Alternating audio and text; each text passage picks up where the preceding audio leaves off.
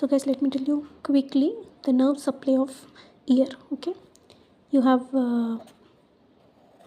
pinna over there. Okay, and then you have a external auditory meatus, and then you have a tympanic membrane over here, right? Just a rough diagram, rough depiction for you. And in this tympanic membrane has a medial surface and also lateral surface, right? So, and here is external auditory meatus, and here is your pinna. Together forms the external ear, right?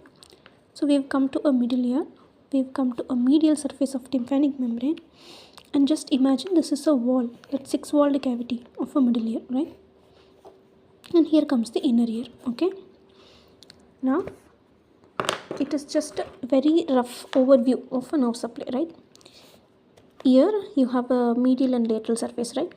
Laterally, most of the area, anteriorly, most of the area, medially and laterally, right? So laterally supplied by your greater auricular nerve. Okay, and for a lesser extent, here the medial surface supplied by auriculotemporal nerve, and together this ear, this concha supplied anteriorly and posteriorly to the ear is 7 and 10, and this 10 is Arnold's term. This is why you are getting cough while probing your ear or doing syringing.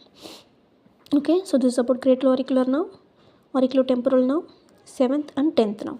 Posterior to the ear, caudal or cranial surface, we mentioned, right? Cranial and caudal surface of ear.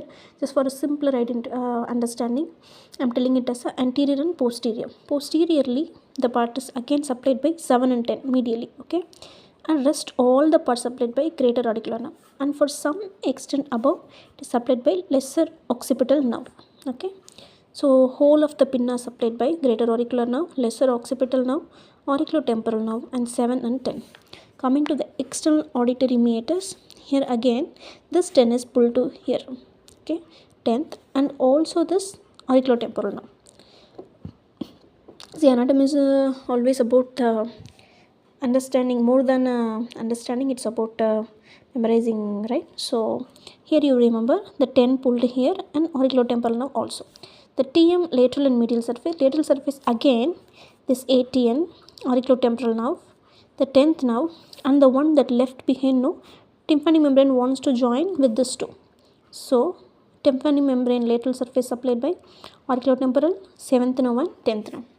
Finally, medial surface supplied by 9th nerve. You remember, right? Glossopharyngeal Jacobson's nerve. Okay, here it is in middle ear. Middle ear is again supplied by the 9th nerve. The tympanic plexus, you remember, in the promontory below there is a nerve plexus, right? So this is supplied by 9th nerve, and going into the inner ear, it's purely by the 8th vestibulocochlear system. Okay, so this is about the simplified overview of the nerve supply of ear. Okay, giving a recap: greater auricular nerve, lesser occipital nerve, auriculotemporal, 7th and 10th, and then coming to the meatus, auriculotemporal and 10th nerve, and tympanic membrane lateral side, auriculotemporal, 7 and 10. Medially you have a 9th nerve Jacobson's, and middle ear wall also supplied by 9th nerve Jacobson's, and inner ear by 8th nerve. Thank you.